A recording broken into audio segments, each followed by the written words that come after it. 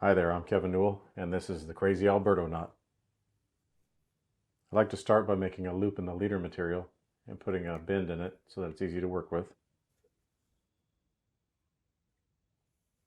Next, take your main line and stick it through the loop in the leader, and you're going to wrap it up the leader 7 times.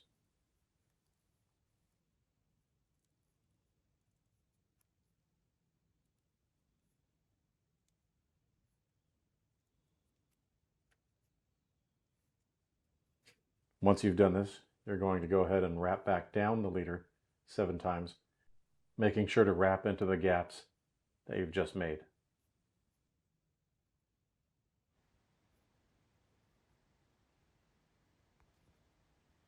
After this is done, go ahead and take your main line and stick it back through the loop that you created with the leader material. At this point, you can go ahead and draw the knot up tight. You will see all the wraps you made slide down and cinch tight. Go ahead and pull on the main line and the leader material, as well as both tag ends, to make sure that it cinches down nice and tight. At this point, you can go ahead and trim off your tag ends. This is the Crazy Alberto knot.